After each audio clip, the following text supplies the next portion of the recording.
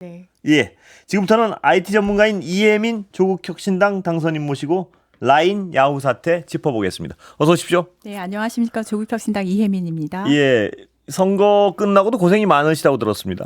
고생이라기보다는 예. 굉장히 바쁘게 행동을 하고 있습니다. 예, 그게 고생이죠. 즐겁게 하고 있습니다. 예, 조국 네. 대표가 너무 막 움직이라고 막 뒤에서 퇴근을 한다 그래야 되나요? 저희는 선거 때도 그렇고 선거 예. 후에도 그렇고 일당백 해야 되겠다. 예. 12명밖에 없고요. 예. 그래서 너무 당연한 상태라고 생각을 하고요. 아마 개원하면 더 바쁘지 않을까 예. 생각을 합니다. 이제 굉장히 어떤 인지도가 많이 올라가셨죠. 다녀보시면 좀 알아보시는 분들이 많지 않습니까, 요새는? 네. 저 지하철 타고 버스 타고 예. 잘 다니는데 예. 조용히 계시다가 지하철에서 저 내릴 때 예. 인사하고 내리시고 그러시더라고요. 자, 그럼에도 불구하고 모르시는 분들도 그렇죠. 있을 테니까요. 네. 본인 소개 한번 해주시죠. 네, 저는 조국혁신당 이혜민입니다. 저는 아마 구글에서 일했던 걸로 가장 많이 알려진 것 같은데요. 조금 더 말씀을 드리자면 2007년도 4월 달에 구글 코리아의 첫 번째 프로덕트 매니저로 입사를 했었고 중간에 이제 미국 본사로 옮겨가서 2022년 8월 달에 그러니까 15년 조금 넘게 프로덕트 매니저로 일을 해왔습니다. 한국어로 번역을 하면 제품 총괄이라는 역할을 계속해서 해왔습니다. 제품 총괄이면 뭐가 딱 일반 제품의 청취자분들이 알아들으실라? 어떤 서비스를 여러분께서 이제 사용을 하신다면 그것의 처음부터 끝까지를 다 책임을 지는 역할인데 미니 CEO라고 생각을 하시면 됩니다. 책임과 권한을 다 가지고 예를 들면 제가 한국인을 마진하진 않았지만 한국 관련해서는 뭐 안드로이드나 아니면 구글 플레이를 한국에 론치를 한다거나 처음부터 끝까지 다 책임지고 끌고 가고 사용자 의견도 듣고 하는 역할입니다. 요새 뜨거운 뭐 바드 같은 것도 하나 나오면 그걸 처음부터. 그렇죠. 예. 네. 자, 그래서 어떤 IT 기업의 한 부분이 아니고 전반을 이해하실 거란 어떤 기대를 해도 되는 거군요. 그렇게 봐주시면 고맙겠습니다. 예. 네. 현안으로 좀 가보겠습니다. 네. 요새 라인 야후 굉장히 뜨거운데요. 이 문제의 핵심은 뭐라고 보십니까, 당선인께서는? 저는 문제의 핵심은 민간의 영역을 자국의 이득을 위해서 요즘 트렌드긴 합니다. 전 세계에 그렇습니다. 자국의 이득을 위해서 일본 정부가 개입을 한 상황에서 한국 정부는 입을 닫고 있었다. 그 결과물로 국익에 손해가 있었고 우리나라의 개발자 그리고 우리나라의 기술 유출 이런 것까지 다 일으킬 수 있는 아주 큰 일이다 이렇게 규정을 하고 있습니다. 세계적으로 약간 추세가를 말씀하신 거는 미국이 어떤 틱톡 그 지분을 넘겨라고 압박하는 거랑 비슷하단 말씀이시죠? 네. 근데 미국뿐만 아니라 전 세계가 지금은 예전에 한 2, 3년 정도 전부터 좀 어쩌면 미국이 제일 먼저 시작한 것 같은데요. 틱톡뿐만 아니라 미국 같은 경우는 화웨이부터 시작을 했다고 저는 생각을 하고요. 그런 경우에는 이제 대놓고 중국을 적성국으로 이제는 규정을 해놓고 그리고 나서 거기에 대한 저 나라에 대해서 사용하는 서비스들을 이제는 막겠다라는 측면에서 이제는 했는데 일본 같은 경우는 완전히 다른 경우죠. 지금 윤 정권의 가장 훌륭한 외교 결과물로 일본과의 관계가 개선됐다라고 하는데 적대국이라 함을 그냥 천명하는 것인가 그런 생각이 듭니다. 그러니까 미국이 적대국 중국을 대한 듯한 태도로 일본이 최고 우방이라는 한국을 대하고 있다 이 말씀이시죠? 그렇습니다. 예. 그런데 이 정부에서는 말입니다. 네이버가 직접 어떤 입장을 밝혀야지 정부가 어떤 역할을 할 수 있다. 이 주장을 계속 해왔습니다. 이 부분은 어떻게 보십니까? 저는 굉장히 직무유기라고 생각을 하는 게 어제 대통령실에서도 이제는 이제 발표문이 있었었는데요. 처음부터 끝까지 네이버 얘기를 하고 있고 지금 이 일이 26일 날 첫 번째 정부 대응이 나왔었던 걸로 이제 정부에서 밝혔는데 그때부터 지금까지 정부는 일본에 대해서는 단 한마디도 하지 않은 상태입니다. 그 상황에서 네이버 탓만 하고 있는 것이 지금 맞나? 일본 총무성하고 소프트뱅크는 저렇게 손을 잡고 자국의 이득을 위해서 움직이고 있는데 우리나라는 왜 대국민 메시지, 대국민 설득, 네이버와 조율 이렇게만 하고 있는지 후쿠시마 원전 그 오염수 관련돼서도 비슷한 것 같아요. 우리나라 국민을 설득하려는 노력만 하고 있어서 어느 나라 국익을 위해서 움직이는 거 그게 굉장히 안타깝죠. 제 입장에선. 예. 그러니까 일본의 입장을 우리한테 국민한테 설명하는 듯한 어떤 태도를 많이 보였던 것 같아요. 맞습니다. 그런데 이 네이버의 경우에는 지금 네이버가 사실상 팔고 싶어하는 거 아니냐 뭐 이런 말을 하는 분들도 있습니다. 네이버는 굉장히 큰 조직이고 예. 회사라는 곳은 자선 사업을 하는 곳이 아니기 때문에 관련돼서 여러 가지 의견이 있을 수 있다고 저는 예. 생각을 하고 그 중에서 뭐 예를 들어서 AI의 초기 투자 비용은 많이 들기 때문에 현금 확보를 위해서라도 예. 그렇게 할 수 있다라는 일부 주장이 있는 것 또한 맞는 것 같습니다. 예. 하지만 저는 뭐 제가 민간의 영역과 이제 나라에서 할 수 있는 영역을 좀 나누고 있긴 한데 민간의 영역에서 전략을 잘 세우셔야 되고 예. 예를 들어서 한 10년지 대개 뭐 이 정도로는 전략을 세우시는 게 좋겠다. 그 지금 팔고자 하는 어떤 의지가 있는 곳은 아무래도 단기적으로 예. 현금 확보를 위해서 한다고 하지만 실질적으로 그 또한 그렇게 쉬운 일은 아니거든요. 예. 동시에 생각을 하셔야 되는 부분이 네이버가 그냥 지분 매각을 한 해 만에 이것을 넘어서서 네이버와 이제 라인 야후와 그다음에 그 아래 자회사의 지분 구조를 봤을 때 라인 플러스처럼 라인에 대한 개발을 계속해서 하고 있는 우리나라 자회사들이 있습니다. 예. 그 개발자들은 어느 날 하루아침에 갑자기 라인 야후 안으로 들어가게 되고 예. 그게 이제는 뭐 여러 나라의 어떤 그 기술 경쟁에서 많이 있는 일인데 그렇게 예. 되면 어떻게 하냐면은 기술을 점차적으로 빼가고 기술자를 몇을 유출을 해가고 예. 결국에는 이제 해고 수순으로 가게 되거든요. 예. 그래서 당장에는 어떤 변화 없을지 몰라도 이거는 우리나라 개발자, 우리나라 기술 유출까지도 다 관련이 된 사항입니다. 예. 그러면 민간 측면에서는 그렇고요. 정부는 뭘 해야 되는데 방기하고 있는 건가요? 보시기에. 예. 정부는 사실은 굉장히 많은 것을 지금 안 했죠. 어떤 게 제일 먼저 생각나는 것은 지난주에 둘 다 지난주에 일어난 일로 기억을 하는데 외교부가 먼저 나서서 총무성의 언론 플레이를 도왔다는 이제 조선일보 기자의 폭로가 있었고 그 부분에 대해서 저는 빨리 이제 뭐 문책을 한다거나 아니면은 사실 관계를 좀 파악을 해야 될 것 같고요. 또 하나는 지난주 금요일 날 과기정통부가 이제 브리핑을 했는데 거기에 아예 대놓고 총무성에서의 그 행정 그 조치에는 뭐 지분 매각이라는 단어가 없었음을 뭐 확인했다.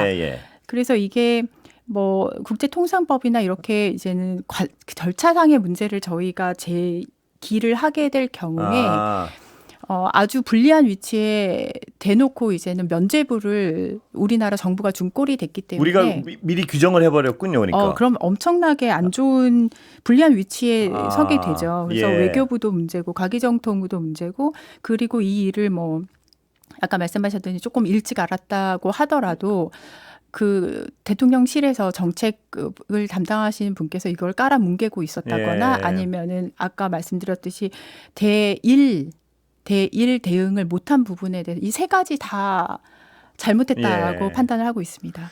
정부는 네이버 아까도 말씀하셨지만 네이버만 얘기한다. 그러니까 네이버가 입장을 뭐 도와달라 그래야지 도와줄 거 아니냐 뭐 이런 입장인데 그건 어떻게 보세요? 예. 이거는 어떻게 생각을 하냐면은 좀 더 약간 큰 그림에서 보자면은 지금 AI, 뭐 반도체, 특히 일본 같은 경우는 잃어버린 30년을 극복하기 위해서 정부 차원에서 아주 세밀한 촘촘한 계획을 세우고 있습니다. 일본은 이제 IT 분야에서는 뭐라고 사람들이 평가를 하냐면은 디지털 전환에 실패한 나라로 평가를 하고 있습니다. 그래서 일본 같은 경우는 AI 대전환을 준비를 하기 위해서 반도체 아니면은 뭐 배터리 관련된 것 그다음에 AI 관련된 것을 뭐 일본이 이제는 기시다 총리와 이제 바이든 대통령하고 정상회담하면서도 자국에 대한 투자를 계속해서 끌어오고 있고 이런 상태인데 거기서 지금 빠지고 있는 부분이 플랫폼이에요. 라인이 어떻게 보면은 일본에서 가장 빨리 떠올릴 수 있고 가장 많이 사용을 하고 있는 국민 플랫폼이기 때문에 예. 일본 같은 경우는 지금 그것을 먹으려는 아주 촘촘한 세밀한 것을 하고 있는데 예. 우리나라가 다시 질문으로 돌아와서 예. 우리나라 이제 현 정권 같은 경우는 그거를 도와주는 꼴이고요. 그렇게 자국을 위해서 움직이고 있는 상황에서 우리나라 정부는 도대체 우리나라 국익을 위해서 이번 사태만 봤을 때 예. 그냥 다 좁혀서 무엇을 했는가 그것을 묻고 싶습니다. 그러니까 전략적으로 굉장히 중요한 어떤 부분이네요. 우리로서도. 엄청나게 중요한 부분이고요. 이게 비단 일본뿐만 아니라 라인이라는 어떤 서비스, 이 플랫폼이 장악을 하고 있는 나라는 일본이 아니라 일본도 있지만 동남아시아 쪽, 예. 이제는 태국, 대만, 뭐 인도네시아 뭐 이런 쪽을 다 커버를 하고 있기 때문에 우리나라 기업, 우리나라 기술력을 가지고 글로벌 진출을 한 첫 번째 플랫폼 회사라고 저는 판단을 하고 있고요. 그 지위를 그냥 놓겠다라는 그냥 놓는 것뿐만 아니라 일본에 갔다가 바치겠다. 그렇게 해석을 할 수밖에 없습니다. 그러니까 지금 당선인 말씀을 빌으면 미래 전략을 위해서도 일본과의 어떤 경쟁을 위해서도 굉장히 중요한 고리가 될 만한 부분을 우리 스스로 헌납하는 상황이 될 수 있다 이 말씀인 것 같은데. 네, 맞습니다. 이게 근데 지금 어제 오늘 발표 보면요. 라인야후가 일본 정부에 내야 할 보고서에 지분 매각 담지 않았다. 이러면서 일단락된 것처럼 발표를 했어요. 제가 그 대통령실 발표 전문을 뭐 보이실지 라디오라서 라디오라서 한계가 약간 들으면서 아침에 타이핑을 다 했습니다. 타이핑을 해서 한 다음에 이해를 해보고 싶었어요. 대통령실의 입장이 무엇인지. 한마디로 정리를 하자면은 정부 발표는 말장난이다 라고 저는 판단을 하고요. 결국에 시간 끌고 언론을 잠재우기 위한 아무 말 대잔치다. 여기서 빠진 게 무엇이냐면은 그래서 국익을 위해서 국익을 챙길 행동을 정부가 일본에 했는가. 그다음에 또 하나는 하겠는가가 있고요. 또 하나는 고용 불안을 받고 있는 개발자들을 지켜낼 명문화된 조치가 있는가. 이 두 가지에 대해서 답을 해야 되는 상황인데 처음부터 끝까지 네이버가 자본구조 변경을 제외한 걸로 제출하고자 한다면 이 말은 궁극적으로 네이버 탓. 지분 매각이라는 표현이 없고 이 말은 어떻게 저는 표현을 하고 싶냐면은 이제 동일어라는 말이 있잖아요. 어떤 기사에서 예를 들어서 대한민국의 원수라고 표현을 했을 때 이것을 대통령이라는 표현이 없고라는 식의 말장난인 거죠. 그래서 그렇다면 자본관계 재검토를 해라라는 조치를 어떻게 해석을 해야 되는 게 맞나라고 묻고 싶고 적절한이라는 표현이 있습니다. 그 적절한을 판단하는 주체는 일본 총무성입니다. 왜냐하면 총무성에서 행정조치가 나왔기 때문에 이거는 매우 매우 주관적인 부분이고 그것을 해서 내더라도 대통령실에서 내놓은 메시지를 제가 그대로 읽으면은 일본 정부가 자본 구조와 관련되어 네이버의 의사에 배치되는 불리한 조치를 취하는 일이 절대 있어서는 안 된다. 앞뒤가 하나도 맞지가 않아요. 그래서 이거는 오죽하면 제가 다이어그램을 그려왔는데 이해를 하기 위해서 어제 대통령실 발표 전문은요. 논리적으로 물론 모든 사람이 논리적으로 무결한 말만 하고 살 수는 없죠. 대통령실 발표 특히나 이 정도 짧은 발표라고 한다면 논리적인 무결성을 가지고 있어야 된다고 생각을 하고 그것을 다 분리를 해봤을 때 아무리 이해를 하려고 해도 이거는 말장난이다. 시간 끌고 언론을 잠재워서 그다음에 모든 탓을 다 네이버로 돌리고자 하는 말장난이다. 이렇게 평가를 합니다. 아까 일본은 너무나 미래 전략상 중요한 어떤 플랫폼이기 때문에 어떻게든 뺏어오려고 지금 그러고 있다. 근데 아까 지금 방금 당선인 말씀하셨지만 자본관계가 포함된다고 분명히 얘기하고 있고요. 일본은 어떤 전략으로 지금 움직이고 있다고 보십니까? 일본은 아까 말씀드렸듯이 그 AI 대전환 큰 그림 하에서 라인이라는 플랫폼이 자국민의 어떤 그 데이터가 다 모이는 곳이기 때문에 이제 반도체 공장부터 시작해서 사실 AI와 반도체는 이제 연관성이 큽니다. 예. 왜냐하면은 그걸 돌릴 수 있는 컴퓨테이션 할 수 있는 칩이 중요하기 때문에 반도체 공장을 일본에 투자를 유치를 한다던가 이런 촘촘한 그 체인을 만들고 있는 과정에서 이 라인이라는 플랫폼을 통해서 전 세계의 AI 패권을 어느 정도 가져가겠다. 이 그림하에 움직이고 있다고 생각을 그건 이제 중장기적인 부분이고 단기적으로는 지금 중요한 선거가 일본에서 곧 있잖아요.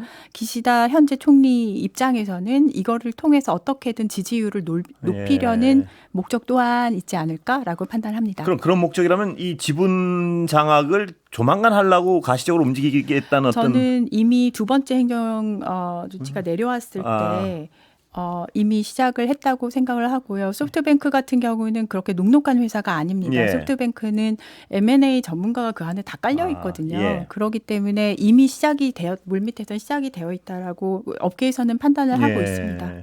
그러면 지금도 이미 늦었다는 분들도 있고, 저는 하지만 결정적으로 아직 결과가 나오진 않았잖아요. 지금 여론전을 한국에서 그나마 하고 있기 때문에 네이버는 지금까지 어떤 스탠스였는지는 모르겠으나 그래도 우리나라 국민의 여론을 등에 업은 상태예요.